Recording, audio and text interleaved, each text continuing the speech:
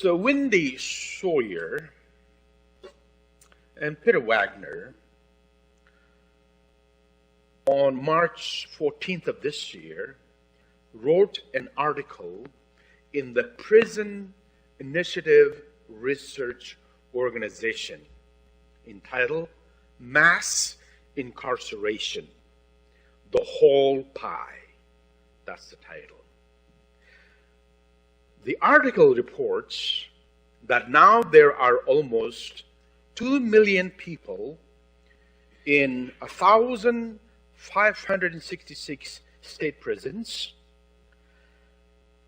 98 federal prisons, 3,116 local jails, 1,323 juvenile correctional facilities, 181 immigration detention facilities, 80 Indian country jails, as well as in military prisons, civil commitment centers, state psychiatric hospitals, and prisons in the U.S. territories.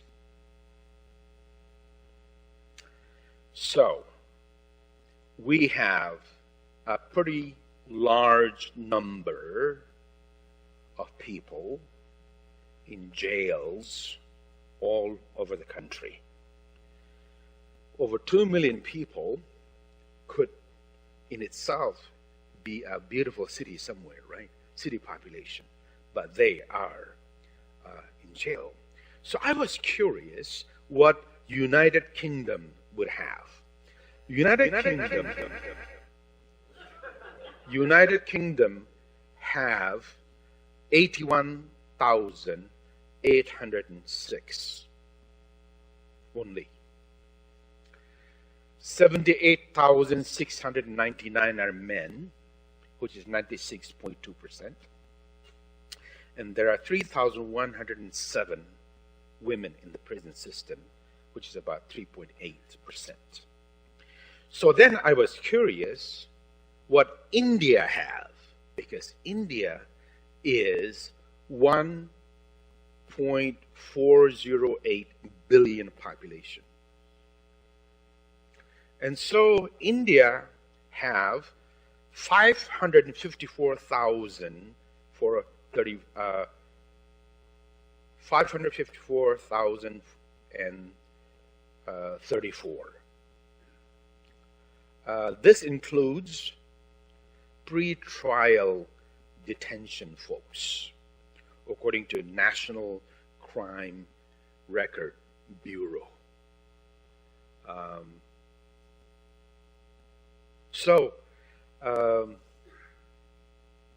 In the light of these numbers, these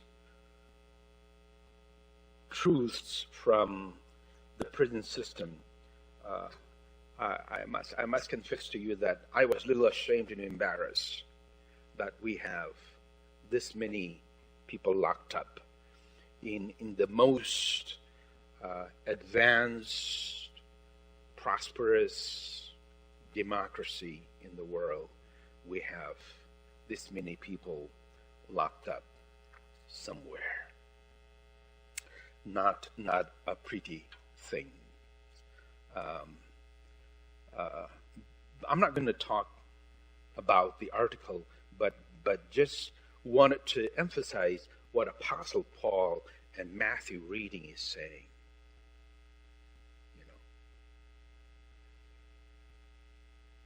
When a sower goes out to sow their seeds, they are not saying, okay, you are the bad ones, you are the middle one better, you are halfway this way, and you are the best grain. Right? The farmer, the sower, prayerfully, gratefully sows the seeds.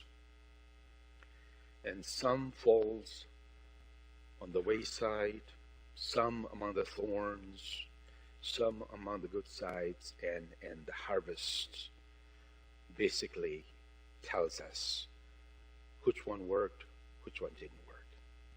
Same thing with with people. When the children are born, we parents, we don't tell you're going to be a bad one. You are just going to be hopelessly painful. No. We as parents, we give our ultimate best to every child born to us. We do. And even then, some make it, some don't. And some, these 2 million who are in jail, there are some in the prison system for their safety and for our safety. Some are there for good reason, and others we don't know. Right? It's just kind of sad to see that. But Apostle Paul is extrapolating something very different. He is injecting, this spirituality, because laws,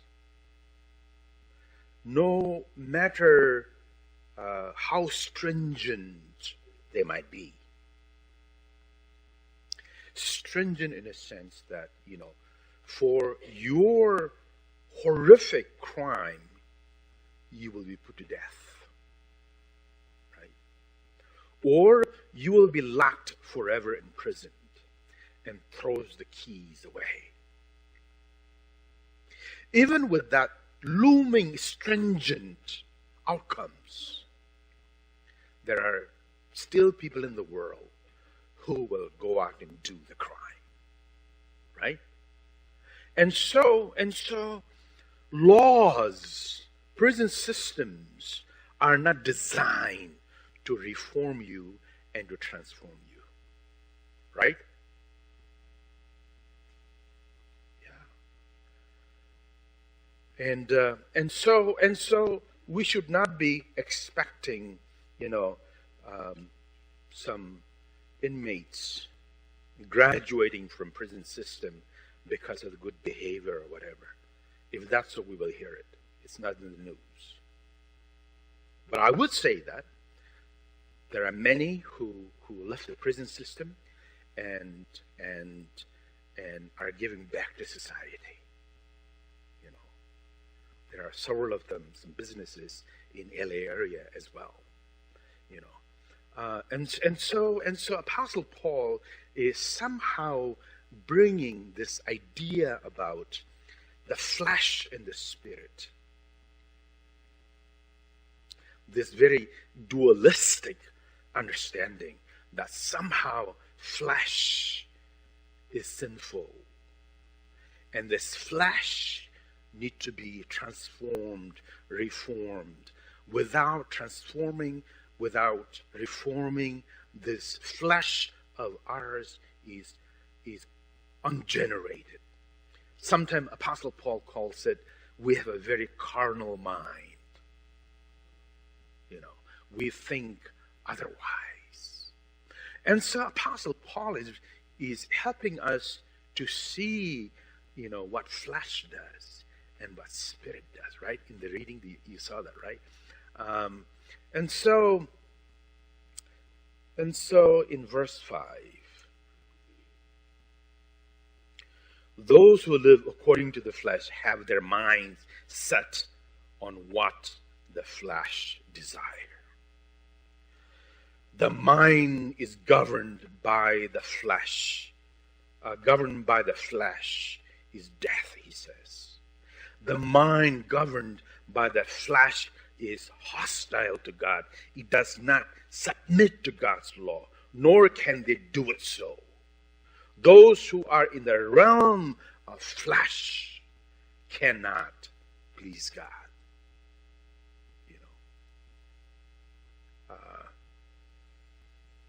And so, people who are overcome by the fleshly desires of their hearts and minds commit violence and otherwise, and end up in jail.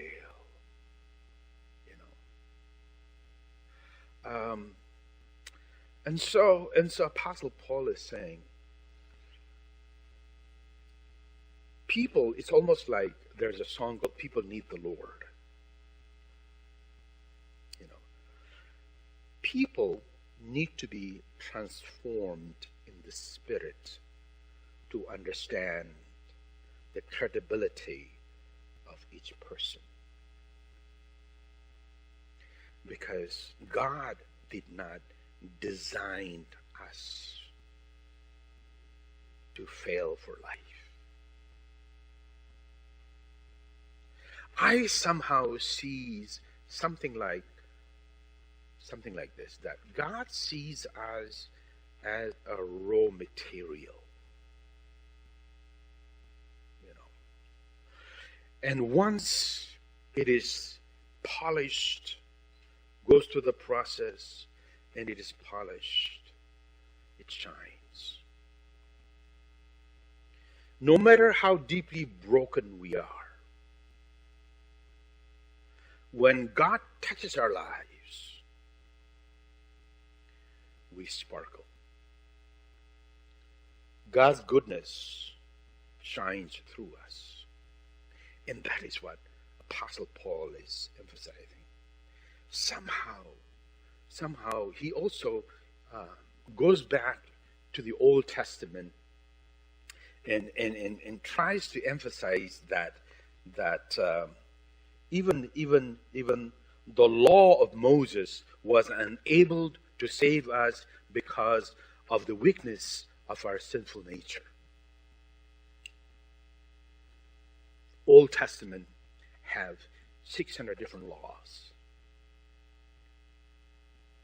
And laws continue to multiply so that people are subjected under those laws. At times, those laws, religious laws, become so oppressive. And so they have become so religiously smug. They were all looking at each other and who is doing what and who is not doing what. So the rituals, religiosity itself became God. And therefore, the nature of faith was fear God, or else God will hit you. Faith became so burdensome. It was coming down hard on them because the spirituality was missing in that faith tradition. It doesn't make sense. And we as Christians, we can easily become that. We may become so religious, and then we can develop laws after laws after laws to control the church, control the people. It's not going to work. That is why our young people don't want to come to church, because churches have too many do's and don'ts. Is that what faith is? Instead of teaching spirituality, we have taught religiosity. If you stay busy in the church, get involved in every committee there is, you'll be a better person. No, you're just wearing yourself out. That is going to be destructive to your life and to your family and your own spirituality. Right? And so every church I've served, I said to people, when I call you to do something in church, you have absolute freedom to tell me no. But if you say yes, then I expect you to do something. Does that make sense? And then in some churches, I made some rules. You cannot be in two committees simultaneously because your mind is scattered. You are not focusing. You have no priority. If you are in 2-3 committees, you are bringing unresolved issue from here to hear, and so you don't know whether you're in a trustees meeting or you're in your SPRC meeting or you're in a finance committee meeting. You're talking the same darn thing. And people who are just trying to learn about church, they get so frustrated. Because I go to this meeting, you're talking about the same thing. I come here, you're talking the same thing. I go here, it's the same thing. If that's the case, I'm not coming. I don't want it. It's a waste of my time. Right? So even church can be burdensome. Don't do churchy stuff to please God. Does it make sense? Don't do it to please God. God don't care for trustees or finance or SPRC. God has no. I hope there's no committees in heaven. Yeah? You may go to Jesus, and Jesus probably wouldn't say, go to SPRC and talk to them first before you come here. Think about that.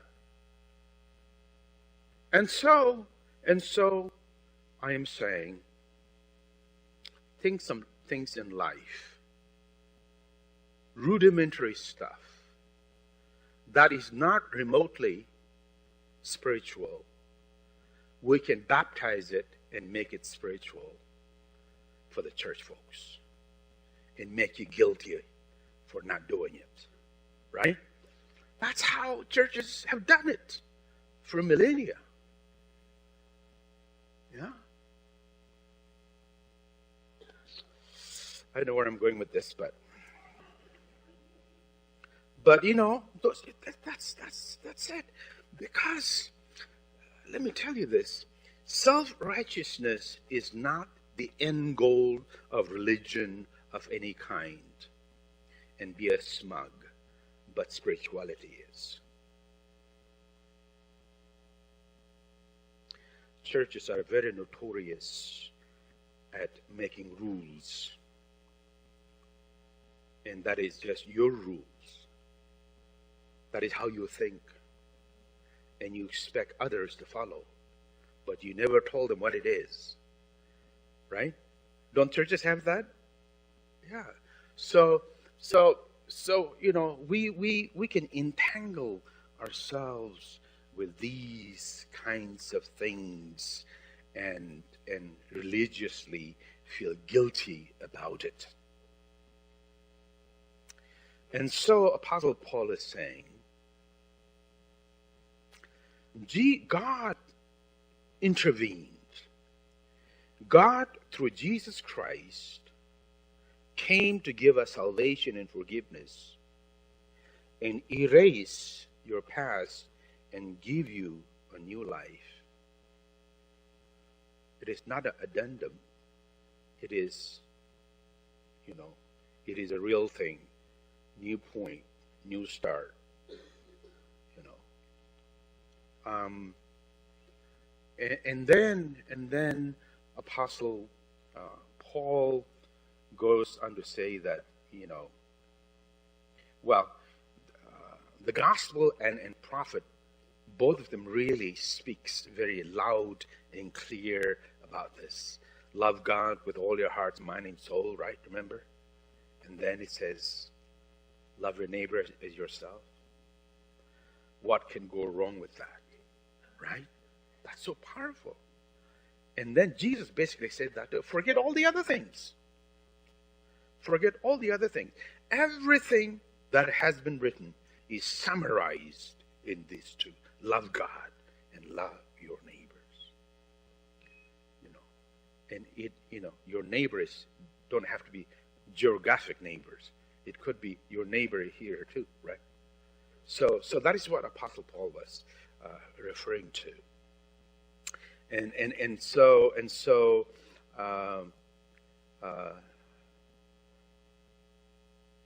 Apostle Paul, in the Spirit of God, gives life. It gives a positive, what do you call it? It gives you positive, is the word aura good? Vibes. It gives you positive vibes. Think about that. We are not all self-centered arrogance, but we are giving positive vibes to one another. Wouldn't church be great if we all have that? People might just want to say, there's something happening in Sun City United Methodist Church. People out there are just fine and great and gracious. I want to go and see what's happening there. Think about that. Church don't have to be oppressive. Church is here to give new life. And life that can be transforming. Because faith without transformation, faith without spirituality, what's the purpose?